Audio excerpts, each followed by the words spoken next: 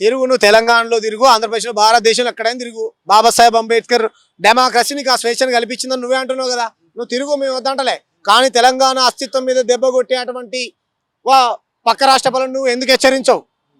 తెలంగాణకు రావాల్సినటువంటి నిధుల గురించి నువ్వు ఎందుకు మాట్లాడవు? తెలంగాణ పాలకులు నిలది నువ్వు పార్టీ పెట్టుకుంటాను కదా, మేము వద్దంటలే కదా. ఆయన ఏమంటున్నాడు, నేనేమన్నా ముఖ్యమంత్రి అయితే నాకే ఆంధ్రప్రదేశ్లో గతి లేదని మళ్ళీ ఆయన అనుకుంటా ఉన్నాడు.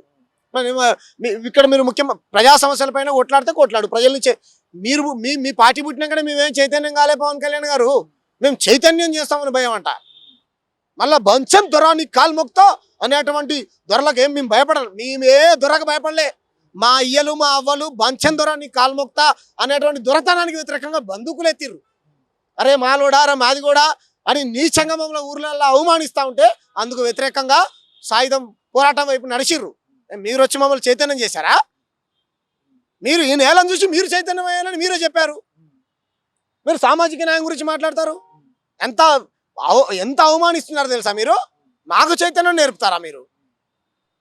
మాకు నేర్పిండి చైతన్యం, మాకు గూఢాంజనం నేర్పిండి చైతన్యం, మాకు సాగర్ ఐలవ నేర్పింది, మాకు దొడ్డి కొమరయ్య నేర్పిండు, మాకు బందై గోపాల్ నేర్పిండు, షేబుల్లా ఖాన్ నేర్పిండు. మాకు మేము వాళ్ళ దగ్గర నుంచి నేర్చుకున్నాం. మీ పార్టీ మొన్న పుట్టింది, మీ పార్టీ ఎప్పుడు 2014 ఎప్పుడో పుట్టింది అనుకుంటా. ఎందుకంతా మీరు ఇంత ఇది చేస్తున్నారు చెప్పండి? సామాజిక న్యాయం గురించి మాట్లాడుతున్నారు.